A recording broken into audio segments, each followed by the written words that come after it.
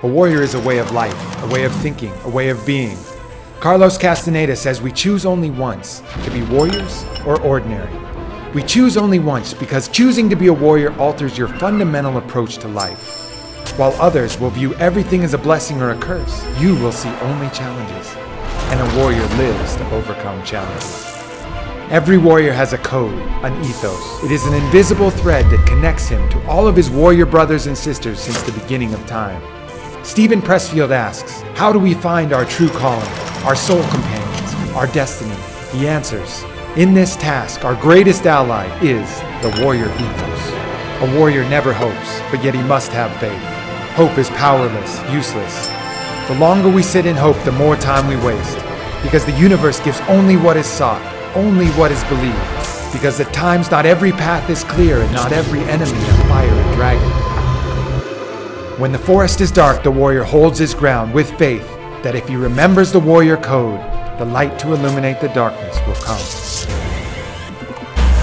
For the warrior, the body is as important as the mind, for the two are inseparable. Daniel Bolelli writes, a person who knows there's a wild wolf living under his skin is less likely to be intimidated by reality. When the mind is in doubt, the body provides tangible proof.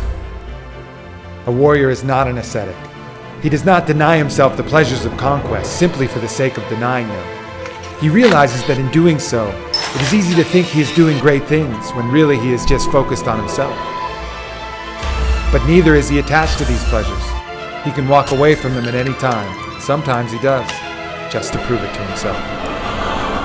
The warrior is a natural leader, and he leads under one principle, follow me. When Alexander the Great was threatened with mutiny after years of brutal campaigning in India, he stepped forward, stripped off his armor, and challenged his men. Bring forth a man who has bled more than me, and we will go home. No one stepped forth, because it was Alexander, riding his horse Bucephalus with a double-plume helmet, leading every charge. His men erupted in cheers and pounded their shields. The warrior is a believer. As Paulo Coelho says, because he believes in miracles, miracles begin to happen. Because he is sure that his thoughts can change his life begins to change. Because he is certain that he will find love, love appears. A warrior is highly tuned to sense danger, but he does not fear. He does not fear because pain is temporary and death an illusion. What is eternal cannot die, and he knows that he will laugh, he will love, and he will fight for all eternity, in this world or some other. If he errs, if he wanders, if he indulges in self-pity, he does not despair. He knows that he is human, and he remembers the choice that he made. He picks his sword back up from the ground and resumes the path of the warrior. A warrior fights for one reason alone, love. Love of life, love of what is good, love of family, love of tribe, and love for his infinite soul on the quest for impeccability.